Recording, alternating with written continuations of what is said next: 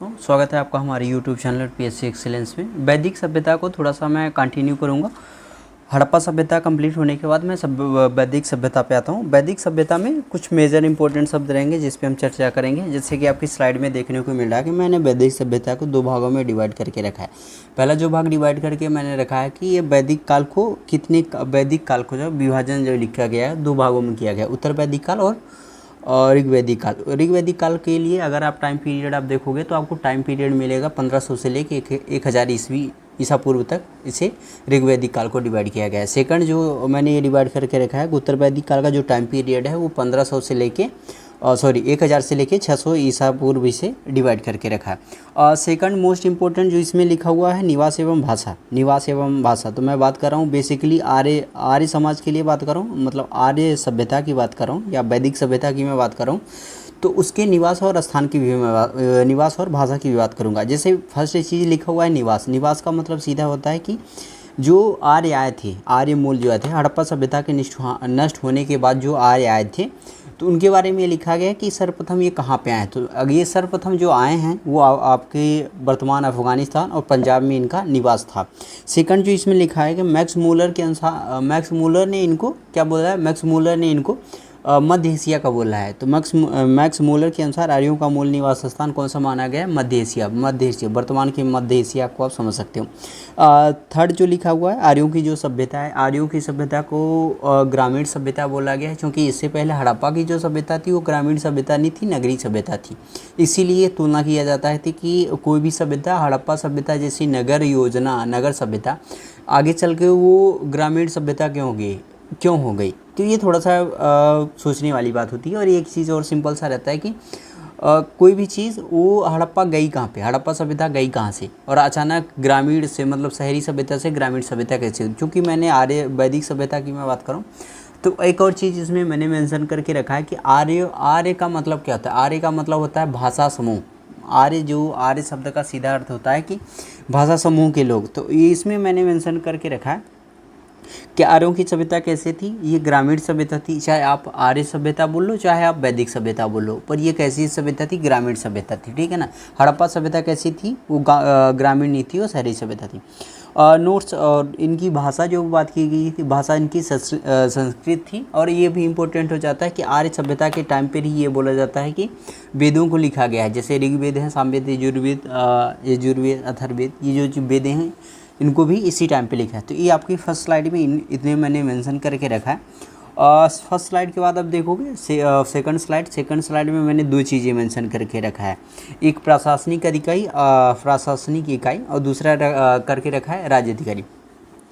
Sorry, मैं आपकी slide को पढ़ के नहीं दिखाया हूँ तो मैं पढ़ के दिखा देता हूँ। वैदिक सभ्यता को क्या दो भागों में विभाजित करके रखा गया है। ऋग्वैदिक काल 1500 ईसा पूर्व से लेकर 1000 ईसा पूर्व किया गया है। दूसरा उत्तर वैदिक काल है जो 1000 से 600 ईसा पूर्व है। निवास एवं भाषा की बात करूँ, आर्य सर्वप्रथम पंजाब और अफगानिस्तान में बसे थे। मैक्स मूलर के अनुसार आर्यों की मूल निवास स्थान मध्य एशिया। आर्यों की जो सभ्यता थी वो ग्रामीण सभ्यता थी। हाँ, भाषा इनकी आर्यों की जो भाषा थी वो संस्कृति थी।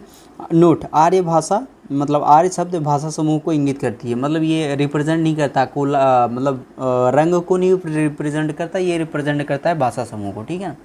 हाँ, जो आप सेकंड स्लाइड देखोगे तो इसमें प्रशासनिक इकाई एवं राज्य अधिकारी को डिवाइड किया गया। प्रशासनिक अधिकारी और राज्य अधिकारी में अंतर है। जैसे प्रशासनिक इकाई में जैसे शासन प्रशासन होता है, लोकसभा राज्यसभा होता है, ऐसे ही प्रशासनिक इकाई होती है, ठीक है ना। और राज्य अधिकारी का मतलब है कलेक्टर, डिप्टी कलेक्टर, कमिश्नर ये होता है, इसे राज्य अधिकारी बोला जाता है। तो इसीलिए मैं बात कर रहा हूँ प्रशासनिक इकाई। सबसे छोटी इकाई वर्तमान में राज्यसभा है। मैं अगर इस सेंट्रल लेवल में बात करूँ लोकसभा है।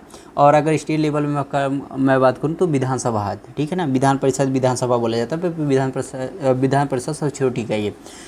चूँकि ये वैदिक सभ्यता ग्रामीण सभ्यता थी इसलिए मैं उसकी इकाई की अगर बात करूँ तो उसकी इकाई सबसे शुरू होती है कुल परिवार से।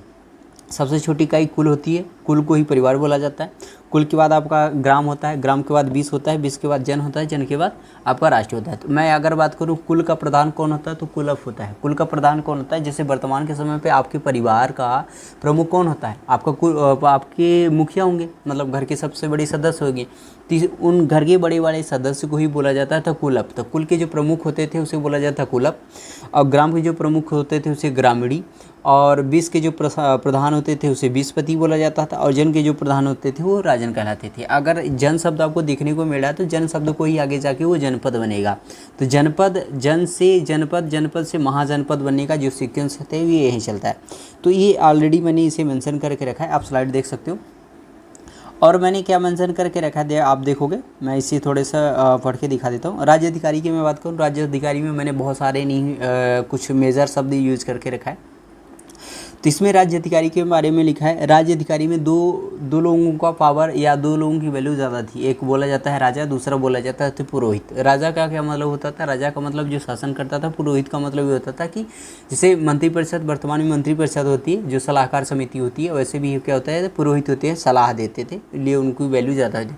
हाँ, पुरोहित की अगर मैं बात करूँ, जो कि वैदिक सभ्यता की बात कर रहा हूँ, तो पुरोहित में दो लोगों का नाम बहुत ज़्यादा इंपॉर्टेंट हो जाता है। एक विश्वामित्र हो जाते हैं, दूसरा गुरु वशिष्ठ होते हैं। हाँ, विश्वामित्र को क्या बोला जाता है, विश्वामित्र को बोला जाता है ये उदार प्रकृति के थे, और वशिष्ठ जी को बोला जाता है रूढ़िवादी प्रकृति के थे, नेचर के थे, ठीक है ना। जैसे मैं बात करूं विश्वामित्र को, विश्वामित्र ने ऋग्वेद की क्या कहते हैं गायत्री मंत्र की जो रचना की थी, या गायत्री मंत्र रचना ही नहीं बोल सकते, मतलब यह गायत्री मंत्र की रचना की थी, जिसे आम लोगों को भी मतलब आम लोगों को भी क्या होता है शासन प्रशासन में लाया जा सकता है, ठीक है ना। मतलब वो चिकोटी के ब्राह्मण बनाया जाता है गायत्री मंत्र के द्वारा। तो ये आपको हो जाता है। अच्छा, एक और इसमें 2-3 शब्द इम्पोर्टेंट हो जाते हैं। एक शब्द है रत्नी, दूसरा है दुर्गपाल, और तीसरा इसमें है दुर्गपाल स्पंस है, वाजपति है, उग्र है। ये 2-3 शब्द ऐसे हैं जो थोड़े से इंपॉर्टेंट हो जाते हैं। जैसे मैं बात करूँ रत्नी, रत्नी शब्द अगर आ रहा है, रत्नी शब्द अगर आ रहा है तो उसमें आप 2-3 लोगों को मेजर इंक्लूड करोगे, एक प्रमुख हो जाएगा। जैसे इसमें सूतकार जो ना, सूत काटने वाले व्यक्ति को रत्नी ही बोला जाता था, और दूसरा रथकार, जो रथ चलाने वाले व्यक्ति को रत्नी बोला जाता था। कुल मिला के राजा सहित 12 अन्य लोग जो इसमें इंक्लूड होते थे उनको रत्नी बोला जाता है। एक दुर्गपति होता है, दुर्गपति अधिकारी बोला जाता है। दुर्गपति कौन होता है, किलों की रक्षा करने वाले को दुर्गपति बोला था। दूसरा इसमें वाजपति आता है। वाजपति का क्या होता है, गोचर भूमि के अधिकारी को वाजपति बोला जाता है, मतलब ऐसा लैंड लॉर्ड जो उसका संरक्षण करता है, ठीक है ना, तो उसको वाजपति बोला जाता है। और एक और शब्द है उग्र। उग्र शब्द का मतलब ये होता है कि आपराधिक गतिविधियों को देख रेख करने वाले अधिकारी को उग्र बोला जाता है। जैसे वर्तमान में अगर मैं बात करूँ, आपराधिक गतिविधि कौन देख रहा है, प्रशासन शासन देख रहा है, मतलब कौन देख रहा है, कमिश्नर पुलिस, तो उसे बोला जाता है उग्र, ठीक है ना। तो उसको उस टाइम पे उग्र बोला जाता है।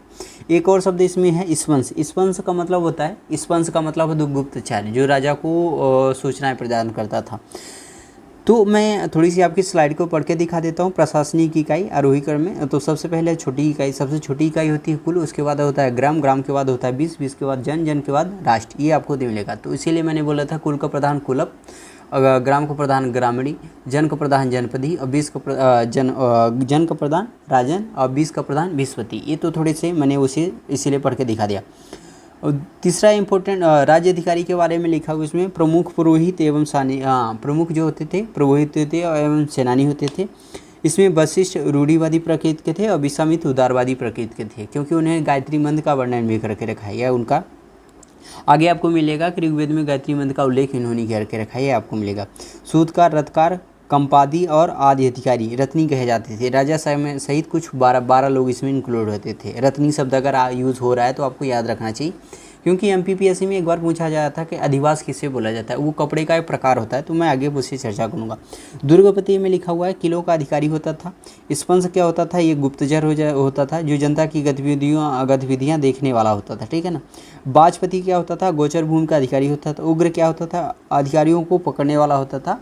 ऋग्वेद में न्यायाधिकारी का उल्लेख नहीं है, ऋग्वेद में न्यायाधिकारी का उल्लेख नहीं है। अब देखो, ऋग्वेद में न्यायाधिकारियों का उल्लेख नहीं है, तो जो ये एविडेंस हम ले रहे हैं कहाँ से ले रहे हैं, ऋग्वेद, सामवेद, यजुर्वेद से ले रहे हैं। और इस टाइम पे आर्यों की जो भाषा होती थी वो ऋग्वेद होती थी, और उसकी ये क्या होता है, वेदों की रचना किसने की, आर्यों ने की। तो ये थोड़े से चलते रहते हैं, ये आपको कनेक्ट करना पड़ेगा। मैं सिर्फ आपको एविडेंस दे सकता हूँ, आपको कनेक्ट करने की ज़रूरत आपको खुद ही है। पाँचवा जो पॉइंट इसमें मैंने मेंशन करके रखा है, सॉरी पाँचवा पॉइंट मैंने सभा मेंशन करके रखा है। इसमें दो चीज़ें इंपॉर्टेंट हो जाती है, एक हो जाता है सभा, एक हो जाती है समिति, ठीक है ना। सभा बेसिकली क्या होती थी, सभा में श्रेष्ठ एवं संभ्रांति प्रकार के लोग इसमें इंक्लूड होती थी। तो आप ये समझ सकते हो, सभा क्या होती थी, हाई लेवल की बैठक होती थी या हाई लोगों की ऊँची पद होता था, ठीक है ना। और समितियों में क्या होती थी, जन सामान्य लोग इसमें इंक्लूड होते थे। बट जो समिति के अध्यक्ष होते थे, हमको एविडेंस मिला है कि समिति के जो अध्यक्ष होते थे उसको हम ईशान बोला जाता था, इनको हम ईशान बोलते थे। और ये क्या होता था कि एक चीज़ और ज़्यादा इंपॉर्टेंट हो जाती है कि सभा और समिति में स्त्रियों की स्थिति है। हाँ, वैदिक सभ्यता में सबसे ज़्यादा ये फोकस किया गया है कि स्त्रियों की स्थिति कैसी थी। इसमें ये बोला गया कि सभा एवं समिति में, जैसे आपकी स्लाइड में लिखने को मिलेगा, सभा एवं समितियों में स्त्रियां भाग लेती थी। एक और आगे आपको मिलेगा कि सभा एवं समिति तो छोड़ दिए, वहाँ पे स्त्रियां तो मिले, आपको बहुत सारे ऐसे स्थान मिलेंगे, बहुत सारी ऐसी स्त्रियां मिलेगी जो काफ़ी सारा विदुषी थी। विदुषी का मतलब ये तो पढ़ी लिखी थी, जैसे एक लोपमुद्रा हो गया, घोषा हो गया, ये कुछ लोग ऐसे हैं, मतलब कुछ ऐसी स्त्रियां हैं जो ज़्यादा मतलब ये थी कि पढ़ी लिखी हुई थी, मतलब शिक्षा में करेंट थी। एक अच्छा ज़्यादा एविडेंस ये मिलता है कि गार्गी जो गार्गी नामक महिला थी, वो यज्ञवाल्क्य जो थे उनको वाद विवाद के लिए चुनौती भी थी। तो ये आप सामाजिक स्थिति में आप उनको देख सकते हो कि महिलाओं की स्थिति वैदिक काल में कैसे थी। एक और चीज़ इसमें मैंने मेंशन करके रखा है, सभा हो गया, युद्ध में देख सकते हो आप। युद्ध में क्या होता था, युद्ध में 2-3 से ज़्यादा युद्ध हो जाता, मतलब बेसिकली युद्ध किस लिए किया जाता था। आजकल के अगर युद्ध किया जा रहा है तो आजकल जो युद्ध किया जाता है वो थोड़ा सा किसी भी कंट्री को अपनी ओर इन्वॉल्व करने के, तो उस टाइम पे भी युद्ध करने के लिए यूज़ किया जाता था। युद्ध गाय के लिए यूज़ किया जाता था, चारागाह के लिए यूज़ किया जाता था, कृषि के लिए यूज़ किया जाता था, इसलिए उनके बीच युद्ध होता था। मैं गाय के लिए अगर जो युद्ध किया जाता था उसे बोला जाता है गविष्ट, शायद इसमें मेंशन हो, हाँ गविष्ट इसमें मेंशन करके रखा है, गविष्ट। तो गाय के लिए जो युद्ध किया जाता था उसमें गविष्ट बोला जाता था। हाँ, जिनके बीच प्रमुख युद्ध है, जैसे मैं आपकी स्लाइड पढ़ के दिखा देता हूँ। इसमें एक और शब्द इंक्लूड करके रखा गया है कि दसराज युद्ध जो हुआ है वो कहाँ पे हुआ है। दसराज युद्ध कहाँ पे हुआ, वो दसराज युद्ध जो हुआ है वो रावी नदी के पास हुआ है, और इसका वर्णन ऋग्वेद के 7वें मंडल में है, ठीक है ना। ऋग्वेद के 7वें मंडल में दसराज युद्ध का वर्णन है। और दसराज युद्ध में कौन से लोग इंक्लूड थे, तो पारुषणी नदी या रावी नदी के पास से इनका युद्ध हुआ था। और कौन से लोगों के बीच युद्ध हुआ था, तो 2 लोग थे, सुदास एवं दास, 2 लोगों के बीच युद्ध हुआ था। और इसमें जो जीत मिली थी वो सुदास की विजय हुई थी। कहीं पे आपको इससे थोड़ा सा इंक्लूड करने मिलेगा कि विश्वामित्र को यहाँ से हटा दिया गया था और वशिष्ठ जी को अपना वो बना लिए थे, इस वजह से भी युद्ध हुआ था। तो ये आपको थोड़े से मिलेंगे, मैं आपकी स्लाइड पढ़ के दिखा देता हूँ। खैर इस स्लाइड में बात के पढ़ के बता देता हूँ। एक और ज़्यादा मैंने समाज में इंक्लूड करके रखा है। समाज को अगर मैंने इंक्लूड करके रखा है तो बेसिकली आपको ये मिलेगा कि ऋग्वेदिक काल में या ऋग्वेद के 10वें मंडल में पुरुष सूक्त में ऋग्वेद के 10वें मंडल में पुरुष सूक्त मंडल है, ठीक है ना। पुरुष सूक्त मंडल में चतुष्वर्ण का वर्णन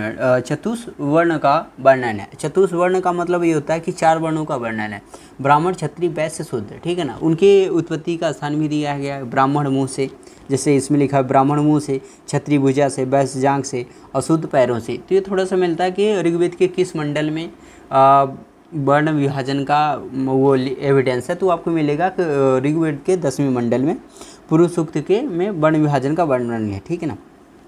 अच्छा, इसमें एक और चीज़ लिखी है, सबसे छोटी इकाई कौन होती थी, परिवार होती थी, और परिवार या कुल होता था। इसके जो प्रमुख होते थे वो कुलप होते थे। हाँ, स्त्रियां अपने पति के साथ यज्ञ कार्य में भाग लेती थी। ये एक चीज़ और है, अगर आप NCERT भी पढ़ोगे तो वहाँ पे भी आपको मिलेगा कि मैक्सिमम वहाँ पे भी आपको मिलेगा स्त्री शिक्षा, मतलब स्त्री पे ज़्यादा फोकस किया गया और अर्थव्यवस्था पे ज़्यादा फोकस किया गया। और युद्ध का मेन रीज़न क्या होता था, युद्ध किस लिए करते थे, भूमि के लिए, गाय के लिए, और क्या होता था, भूमि के लिए, गाय के लिए, कृषि के लिए। ये बेसिकली क्या किया जाता है, युद्ध किया जाता है। कुछ लोग अगर आपको और आगे आप जाओगे तो आपको दिखेगा बंदरगाह के लिए भी युद्ध किया गया। दक्षिण भारत में मैक्सिमम बंदरगाह के लिए ही युद्ध किया जाता था। ये थोड़े से मैं आपकी स्लाइड के पढ़ के देता हूँ। सभाएँ, तो सभा श्रेष्ठ एवं भ्रांत लोगों की संस्था होती थी। समिति सामान्य जनता की संस्था होती थी।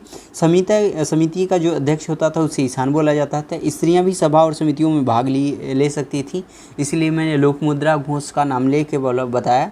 युद्ध की मैं बात करूं, आपकी स्लाइड में लिखा है युद्ध का नेतृत्व राजा करता था। युद्ध के लिए शब्द यूज किया जाता है गविष्टि, गायों की खोज। बट ये आप इसलिए गविष्टि बोला जाता है क्योंकि गाय के लिए ज़्यादा युद्ध होता था। और दूसरा ये होता था कि भूमि के लिए कुछ देवता मिलेंगे, इंद्र देवता मिलेंगे, अग्नि देवता मिलेंगे, उसकी मैं आगे बात करूंगा। दसराज युद्ध में ऋग्वेद के 7वें मंडल में दसराज युद्ध का वर्णन ऋग्वेद के 7वें मंडल में। और ये दसराज युद्ध कहाँ में, पारसुणी नदी, वर्तमान में रावी नदी, जम्मू कश्मीर के बीच हुआ था, ठीक है ना। इसमें दो पक्ष थे, दास एवं सुदास थे, मतलब सुदास बनाम एवं दास जन के बीच युद्ध हुआ था। समाज की मैं बात करूं, ऋग्वेद के 10वें मंडल में पुरुष सूक्त के में चतुष्वर्ण का वर्णन है, ठीक है ना। चतुष्वर्ण में सबसे छोटी इकाई परिवार या कुल होती थी। समाज पितृ प्रधान था, बट ये आपको याद रहे, ये भी रखना चाहिए कि ऋग्वेद का जो समाज था वो पितृ प्रधान था। बट ये है कि हड़प्पा सभ्यता की जो प्रधान मतलब वो समाज थी वो मातृ प्रधान थी, क्योंकि मृण मूर्तियाँ, स्त्रियों की मृण मूर्तियाँ ज़्यादा मिली है और ज़्यादा मूर्तियाँ मिली, इसलिए अनुमान लगाया गया कि वहाँ पे मातृ सत्तात्मक थी, ठीक है ना। स्त्रियों की अपनी पति के साथ यज्ञ करने का ये है। सेकंड स्लाइड ये आपको हो गया।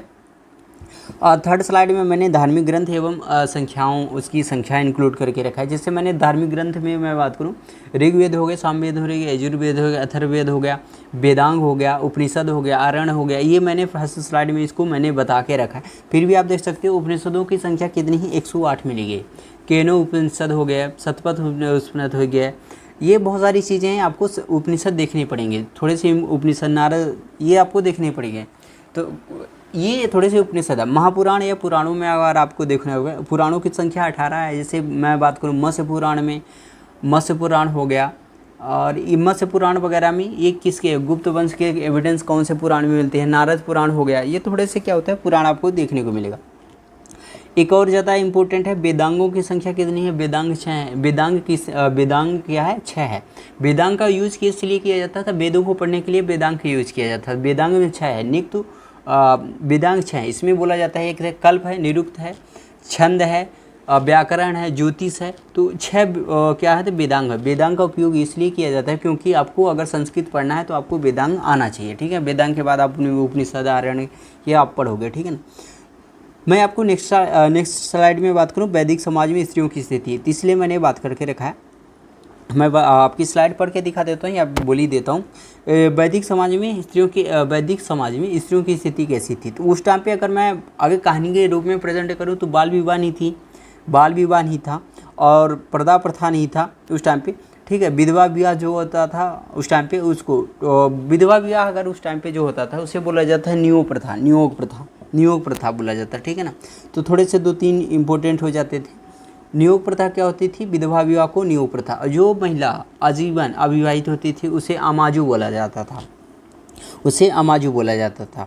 अब इसमें ये भी हो जाता है, इसी स्लाइड में मैंने ऑलरेडी ये मेंशन करके रखा है कि अमाजू तो बोला जाता था, प्रमुख जो विदुषी थी, जो मतलब ऋग्वेद के अच्छा खासा जाता थे या मतलब पढ़ाई करती थी, उनकी क्या नाम है, तो मैं आपकी स्लाइड पढ़ के दिखा देता हूँ। आपकी स्लाइड में क्या क्या लिखा है, मैंने लिखा है बाल विवाह एवं पर्दा प्रथा का प्रचलन नहीं था, यह मैंने ऑलरेडी बता के रखा है। विधवा विवाह या नियोग प्रथा, विधवा अपने मृत पति के छोटे भाई इट मीन्स देवर के साथ वो विवाह करती थी, इस मेथड को वहाँ पे नियोग प्रथा बोला जाता था। और एक चीज़ है, स्त्री क्या होते हैं, स्त्री शिक्षा ग्रहण करती थी। हाँ, ऋग्वेद में विदुषी स्त्रियों का नाम है, जैसे मैंने बताया था लोकमुद्रा, ये विदुषी स्त्री हैं। लोकमुद्रा हो गया, घोष हो गया, सिकता हो गया, आपला हो गया और विश्वास हो गया। ये कुछ ऐसी स्त्रियां हैं जो वहाँ पे क्या करती थी, शिक्षा ग्रहण करती थी और विदुषी थी। एक और इसमें लिखा हुआ है, गार्गी ने यज्ञवालक को वाद विवाद की चुनौती दी थी। गार्गी ने यज्ञवालक को वाद विवाद की चुनौती थी। आपको ये बताना है कि गार्गी ने यज्ञवालक को चुनौती किस उपनिषद में दी थी, या इसका एविडेंस हमको किस उपनिषद में मिलता है। आप अगर देखोगे आपको मिल जाएगा, ठीक है ना।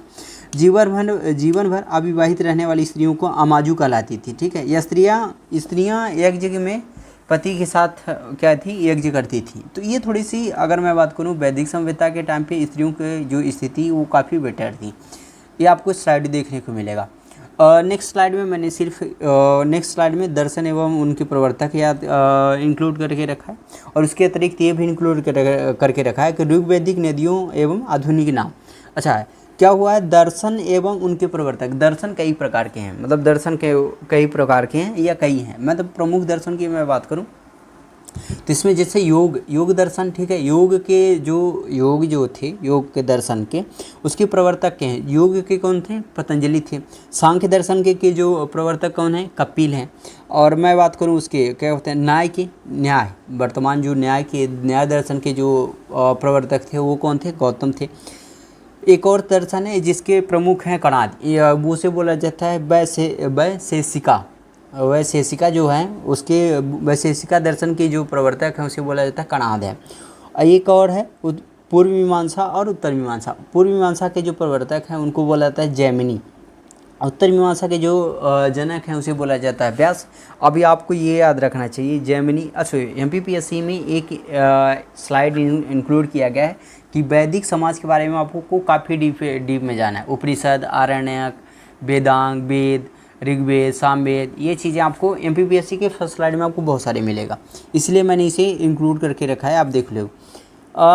ये थोड़ी सी स्लाइड है जिसमें ऋग्वेदी नदियों के नाम दिया गया है, आप नदी को देख लो, आपको समझ में आ जाएगा। मैं बात करता हूँ वैदिक काल की जो सामान्य ज्ञान है, थोड़ी सी घोड़े, क्या इसमें मैंने वैदिक काल की सामान्य ज्ञान इसमें इंक्लूड करके रखा है, आप देखोगे। पेय एवं वस्त्र, मैं वस्त्र की बात करूं या पेय पदार्थ की बात करूं, पेय पदार्थ में सिर्फ सोमरस का वर्णन है, और वो भी सोमरस क्या होता था, पेय पदार्थ है, मतलब नशी के लिए सोमरस का यूज़ किया जाता था। अच्छा, वस्त्र का मैं बात करूं, वस्त्र में MPPSC में क्वेश्चन किया गया था कि अधिवास किस लिए यूज़ किया जाता है, ठीक है ना। तो वस्त्र के प्रकार 2-3 प्रकार के हैं। पहला है बास, अधिवास, और एक है जो नीवी। तो बास, अधिवास और नीवी ये शब्द यूज़ किया जाता है। तो बास का क्या मतलब होता है, साधारण जो वस्त्र होते थे उसे बास बोला जाता था। अधिवास क्या होता था, जो ऊपर के वस्त्र होते थे उसे अधिवास बोला जाता था। जो अंदर कपड़े पहने जाते थे उसे क्या बोला जाता है, नीवी बोला जाता था। तो ये मैंने ऑलरेडी आपके स्लाइड में मेंशन करके रखा है। एक और शब्द इसमें है, सिर पर बांधे जाने वाला वस्त्र, उष्णी शाल, इसमें लिखा हुआ है। तो ये आपको थोड़े से देखने को मिलेगा। मनोरंजन के लिए क्या था, मनोरंजन के लिए संगीत, रथ दौड़, घुड़दौड़ और द्रुत क्रीड़ा या जुआ, जिसे पांसा बोला जाता है, वो खेला जाता था। तो आपको मिलेगा, ये पांसा वाला जो साक्ष्य है उनको हड़प्पा पे भी मिलता है। रथ दौड़ वहाँ पे भी मिलता है, मतलब घुड़दौड़, रथ दौड़ शायद वहाँ पे भी मिलता है। और घुड़दौड़ का ख्याल वो अनुमान लगाया, जैसे कालीबंगा में क्या हुआ, अस्थिपंजर मिला है तो अनुमान लगाया कि बाकी एविडेंस नहीं है, ठीक है ना। तो ये अस्थिपंजर मिला है इसलिए एडवांस। धातु की मैं बात करूँ तो वैदिक सभ्यता में धातु क्या होता था, उस तांबे युगीन और कांस्य युगीन सभ्यता से ये लोह युगीन सभ्यता है। तो मैं धातु की बात करूँ, लोहे की धातु के लिए जो शब्द यूज किया जाता था उसे बोला जाता था साम आयस। लोहे के लिए जो शब्द यूज किया जाता था उसे बोला जाता है साम आयस। ये क्योंकि वैदिक भाषा है इसलिए मुझे समझने के लिए हम लोगों की ये शब्द यूज किया जाता है। तांबे के लिए जो शब्द यूज किया जाता है उसे बोला जाता है लोहित आयस। और क्या बोलता है, ये आपको थोड़े से देख सकते हो आप। और मैं बात करूं व्यवसाय और अर्थव्यवस्था की मैं बात करूं तो उस टाइम पे मैं इसीलिए जो युद्ध होता थे कृषि के लिए और क्या होता था, पशु के लिए होती थी। तो इनकी जो अर्थव्यवस्था होती है वो कृषि और पशुपालन पर डिपेंड थी। तो मैं आपकी स्लाइड के देख के पढ़ता हूँ। मुख्य व्यवसाय पशुपालन एवं कृषि थी। व्यापार करने वाले व्यक्ति को पानी बोला जाता था। ऐसा व्यक्ति जो व्यापार करना लेन देन करता था उसे, मतलब व्यापार करता था, उसे पानी कहते थे। और जो विनिमय की जो वस्तु विनिमय प्रणाली थी, विनिमय की जो लेन देन जो होता था वो वस्तु विनिमय प्रणाली थी। जैसे आप अगर आपके पास वस्तु विनिमय प्रणाली का मतलब ये सकते हैं कि अगर आपके पास आलू टमाटर है और आप प्याज चाहते हो तो आप टमाटर दे दो और प्याज ले लो, तो ये वस्तु विनिमय प्रणाली थी। तो वहाँ पे मुद्रा का कोई हमको एविडेंस नहीं मिलेगा। तो खैर आपकी स्लाइड में देखने को मिला, ब्याज पर ऋण देने वाले व्यक्ति को बेकनौट या सूदखोर बोला जाता था। ब्याज, ठीक है ना। हमको माप की इकाई मिली है, यहाँ पे माप की इकाई मिलेगी। वैदिक काल में हमको माप की इकाई मिली है, बट हमको सिक्कों के एविडेंस नहीं मिले हैं। इसलिए मैं बात करूँ कि लेन देन जो होता था वो वस्तु विनिमय प्रणाली में होता था। पशु एवं देवता की मैं बात करूँ, उस टाइम पे वैदिक सभ्यता में सबसे ज़्यादा इंपॉर्टेंट कौन थे, वैदिक मतलब ऋग्वैदिक काल में सबसे इंपॉर्टेंट सब देवता थे इंद्रदेव, क्योंकि वो पानी के देवता थे इसलिए। और बाद में उत्तर वैदिक काल में जो प्रमुख देवता हो जाते थे उसे बोला जाता था प्रजापति। तो आपको देखने को मिलेगा। पशु की मैं बात करूँ, प्रिय पशु क्या होते थे, घोड़ा होता था। घोड़ा इसलिए यूज किया जाता था क्योंकि वो थोड़ा सा युद्ध के लिए उपयोगी हो गया था। क्योंकि जनपद से महाजनपद, देखो जन से जनपद, जनपद से महाजनपद बनने के लिए आपको ये चीज़ें यूज़ करना पड़ेगा। कृषि में जैसे आपको तांबा कांस्य के बाद आपको क्या होता था, लौह यूज़ करना पड़ा, ठीक है ना। व्यापार के लिए, जैसे आपकी अर्थव्यवस्था के लिए आपको व्यापार, कृषि और खुद की पूर्ति के बाद आपको व्यवसाय करना पड़ेगा। तो वही इसी सीक्वेंस से चलता है। खैर मैं अपनी स्लाइड में आता हूँ। प्रिय देवता इंद्र ऋग्वैदिक काल में और प्रजापति उत्तर वैदिक काल। अग्नि के लिए जो यूज किया जाता, अग्नि का बोला जाता था, अग्नि जो होती थी, अग्नि देवी की भी पूजा की थी। आपको ये सोच करके बताना है कि वैदिक सभ्यता यानी हड़प्पा सभ्यता में अग्नि के कुंड कहाँ मिले थे, ठीक है ना। आपको मिलेगा अग्नि कुंड कहाँ मिले थे, लोथल में या रंगपुर में, या दोनों में, रंगपुर लोथल दोनों में। तो आपको देखने को मिलेगा। अच्छा एक चीज़ और है, गाय के लिए आघान्य शब्द यूज किया जाता था, ना मारे जाने योग्य, ठीक है ना, ये बोला जाता था। यज्ञ एवं धर्म की मैं बात करूं तो उत्तर वैदिक काल में राजसूय युद्ध, राजा के राज्याभिषेक के समय पर राजसूय यज्ञ किया जाता था। विष्णु के 3 भोगों की जो कल्पना की गई है इसी में की गई है। वर्ण व्यवस्था व्यवसाय के आधार पर जन्म आधारित थी। जो वर्ण व्यवस्था थी जो वो व्यवसाय आधारित थी, ना कि व्यवसाय आधारित जन्म आधारित थी, ठीक है ना। उत्तर वैदिक सभ्यता की मैं बात करूं, उत्तर वैदिक की अगर मैं बात करूं तो उत्तर वैदिक काल में अतिरिक्त तथ्य लिखा हुआ है। खैर मैं आपकी ये स्लाइड मैंने पढ़ के नहीं दिखाया, मैं इस स्लाइड को पढ़ के दिखा देता हूँ। वैदिक काल सामान्य ज्ञान। पेय पदार्थ में सोमरस वनस्पति से निर्मित होती थी जो दारू मदिरा के लिए होते। वस्त्रों के प्रकार होते थे। बास क्या होता था, साधारण वस्त्र होता था। अधिवास क्या होता था, ऊपरी वस्त्र होता था। उष्णी जो वस्त्र होता था उसे सिर पर बांधे जाने वाले वस्त्र बोला जाता था। अंदर के जो वस्त्र होते थे उसे निबी बोला जाता था। धातु में जो होता था, तांबे वाले धातु को लोहित अयस्क बोला जाता था और लोह अयस्क को क्या बोला जाता था, साम अयस्क बोला जाता था। भारतीयों को लोहे का ज्ञान ईसा पूर्व 8वीं शताब्दी में हुआ था, ठीक है ना। व्यवसाय एवं अर्थव्यवस्था। मुख्य व्यवसाय यहाँ पे पशुपालन एवं कृषि थी। व्यापार हेतु दूर जाने वाले व्यक्ति को पाणी बोला जाता था। लेन देन जो होती थी वो वस्तु विनिमय प्रणाली द्वारा होता था। ब्याज पर ऋण देने वाले व्यक्ति को सूदखोर या बेकनोट बोला जाता था। क्या बोला जाता था, बेकनोट बोला जाता था।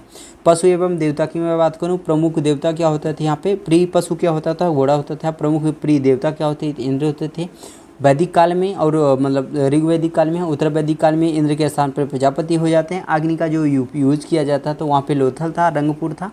लोथल एवं रंगपुर में अग्निकुंड हमको मिले थे। यहाँ पे जो अग्निकुंड मिलता था वहाँ पे अग्निकुंड को लिए हमको यज्ञ हवन के लिए अनुमान लगाया जाता था। यहाँ पे जो अग्निकुंड है उसे देवता और इंद्र के बीच, मतलब देवता और मनुष्य के बीच साधन का काम क्या करता था, अग्नि करता था। यहाँ पे यूज किया गया है।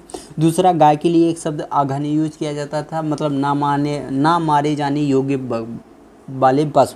क्योंकि गाय से क्या होती थी, काफ़ी सारी पूर्ति होती थी, खाने पीने, बैल, अच्छे खासे बैल की यूज होती थी जो कि कृषि के लिए उपयोग होते थे, इसलिए आघानी बोला जाता था। इस स्लाइड के मैं आपकी बात करूं, इस स्लाइड में क्या लिखा है, यज्ञ एवं धर्म। उत्तर वैदिक काल में राजसूय क्या लिखा है, राजसूय यज्ञ किया जाता था राजा के राज्याभिषेक के लिए, ठीक है ना। उत्तर वैदिक काल सभ्यता में आता हूँ, मैं आपसे पढ़ के दिखाता हूँ। उत्तर वैदिक काल में कृषि एवं औजार। हल को क्या बोला जाता है, उत्तर वैदिक काल में हल को सिरा बोला जाता था। हल रेखा को सीता बोला जाता था। हल की रेखा को सीता बोला जाता था। मुद्रा एवं अर्थव्यवस्था। मुद्रा की इकाइयाँ क्या होती थी, निष्क एवं शतमान होती थी, जिसका सिक्कों के प्रचलन का प्रमाण यहाँ पे मिलता है, ठीक है ना।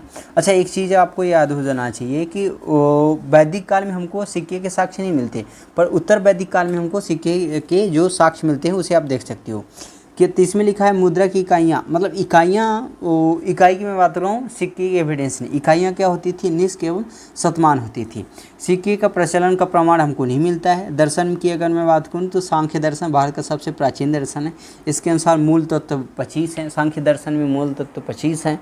जो प्रमुख तत्व हैं उसे बोला जाता है प्राकृतिक तत्व, ठीक है ना, प्राकृतिक तत्व। तो इसलिए ये चीज़ें थोड़ी सी इसमें मेंशन करके रखा है। कुछ चीज़ें मैंने जैसे छोड़ के रखा है, उसमें मैंने क्या छोड़ के रखा है, इंद्र जो थे वो किस किस चीज़ के लिए देवता थे। तो इंद्र क्या होते थे, युद्ध के देवता थे और वर्षा के देवता थे। जो दूसरा इंपॉर्टेंट है, अग्नि जो होते थे, अग्नि देवी या अग्नि का यूज़ किस लिए किया जाता था, तो अग्नि देवता एवं मनुष्य के बीच मध्यस्थता का काम करती थी अग्नि।